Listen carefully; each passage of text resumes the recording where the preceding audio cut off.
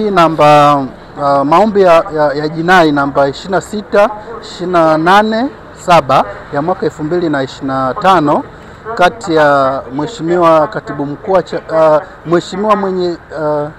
Mheshimiwa Makamu Mwenyekiti wa Chadema John Wegesa Heche na Inspector General wa Polisi na wenzake leo yaliitwa mahakamani, nikiwa na maana Mahakama Kuu Masjala ndogo ya Dar es Salaam kwa ajili ya kusikilizwa. Sasa kama ambavyo tulitaarifu umma tarehe iliyopita kwamba upande wa wajibu maombi waliomba kuleta majibu yao, nikiwa na maana kiapo kinzani kujibu yale maombi ya mleta maombi, na ni kweli wameleta majibu na yalikuwa yametakiwa kuletwa sio zaidi ya jana tarehe 9 mwezi wa 11 2025, na walifanya hivyo, na sisi leo waliweza kutupatia nakala. Lakini pamoja na mambo mengine kwenye hayo majibu au kiapo kinzani, wameweza kuleta pingamizi la awali la kisheria. Kwa hiyo baada ya kuwa tumepata hizo nakala ya majibu pamoja na pingamizi la awali la kisheria, kama mlivyoona tulivyoingia kwa Mheshimiwa Jaji, tulieleza hayo kwamba tumepokea majibu kama nusu saa iliyopita.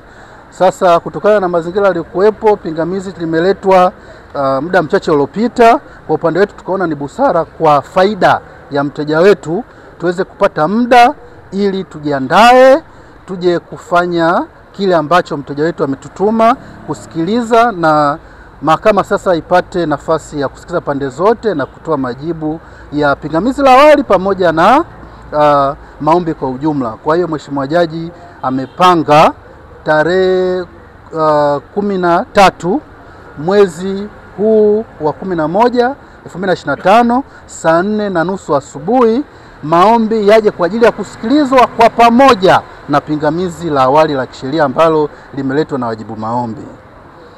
Kwa hiyo kwa kifupi ni hayo tu.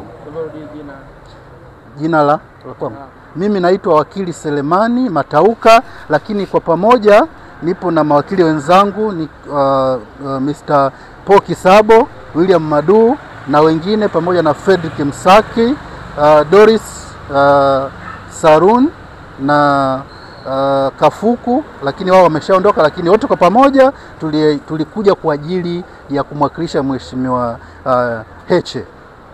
Amlifanikiwa kuona Heche labda ana hali gani kwa alipo, anasemaje kusema? Kwa ukweli kwa hizi siku mbili hatujaweza kufanikiwa, lakini kwa taarifa ambazo tunazo ni kwamba juzi na jana hali yake haikuwa mzuri na aliweza kufikishwa hospitali ya taifa Muhimbili kwa ajili ya matibabu zaidi. Kwa hiyo tukitoka hapa tutaweza kufuatilia zaidi ili kuona hali yake inaendeleaje, lakini kwa wakati wa siku mbili zilizopita hali yake haikuwa mzuri na alifikishwa Muhimbili kwa ajili ya matibabu na check-up zingine za kitabibu.